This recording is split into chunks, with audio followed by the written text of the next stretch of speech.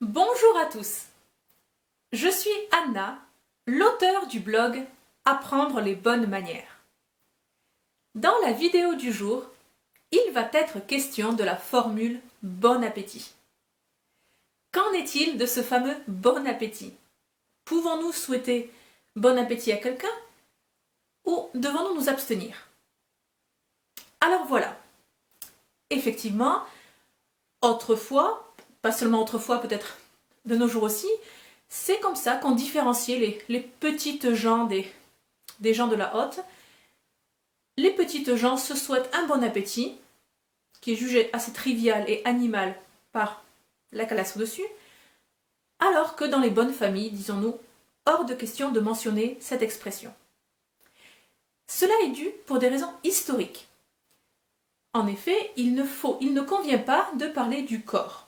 Et donc la façon de s'alimenter, on s'alimente pour survivre, et donc ce n'est pas un sujet de conversation. C'est quelque chose qui nous assimile davantage à l'animal et non qui nous élève en tant qu'homme. Donc pour ces raisons-là, on ne souhaite pas un bon appétit à la tablée.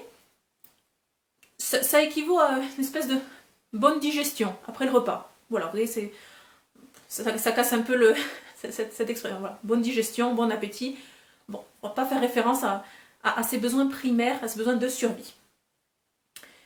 Bon, ok. Toutefois, ça, c'était autrefois, ou c'est les raisons historiques. Mais les temps changent. Et de nos jours, on oublie cela, et le bon appétit est une formule presque clé, comme une formule comme enchantée lorsqu'on rencontre quelqu'un pour la première fois. Il n'y a plus derrière cette animalité ou cette trivialité, de toute façon on n'a plus ces codes-là, donc que faut-il faire? Faut-il souhaiter un bon appétit ou pas? Alors voilà, lorsque le bon appétit sert de formule introductive, une formule de lancement, presque un top départ, voilà, vous pouvez commencer à manger, abstenez-vous.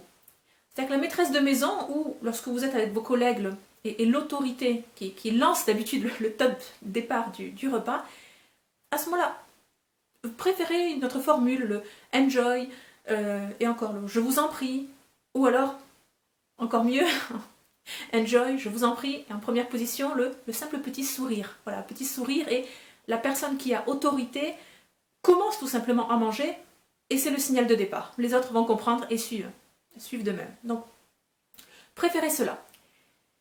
Par contre, si on vous souhaite un bon appétit, si vous êtes parmi des amis ou des collègues, d'autre part, si vous mangez à deux avec un collègue, pas seulement une tablée, mais enfin, vous êtes réellement deux, et on vous souhaite un bon appétit.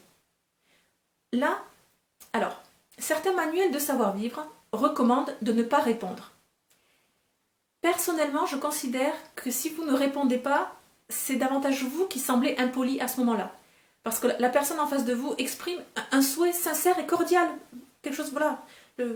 Elle veut tout simplement, voilà, c'est pas lancer le départ du repas, mais faire la conversation en quelque sorte. Lancer la conversation, moins le repas que la conversation. Donc, je pense qu'il faut répondre. Soit vous répondez bon appétit à toi aussi, à vous aussi. Bon, si vous ne voulez pas, vous ne voulez pas utiliser la formule, répondez merci toi aussi, merci vous aussi. Et sinon, donc, le minimum est quand même de sourire. Voilà, de sourire, de renvoyer une façon d'acquiescer l'aimabilité de l'autre. Dans tous les cas, répondez. Ok, très bien. Je récapitule. Qu'en est-il du bon appétit? Première chose, dans la mesure du possible, ne souhaitez pas un bon appétit. Gardons ces vieux codes français, ne souhaitons pas un bon appétit. Il y a d'autres façons de démarrer un repas. Deuxième point, si vous utilisez la formule bon appétit, juste pour démarrer, pour lancer le signal de départ du dîner, il y a d'autres façons de le faire, donc vous pouvez contourner cela.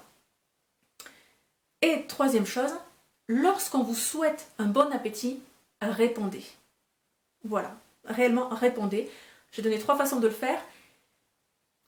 il convient quand même de favoriser. Les bonnes manières sont là pour créer du lien social, pour faire de ce monde un monde meilleur. Donc, ça fait partie de cette cordialité qu'il faut avoir les uns envers les autres.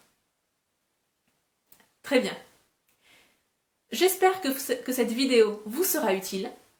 Cliquez sur j'aime juste en dessous si elle vous plaît. Abonnez-vous à la chaîne YouTube.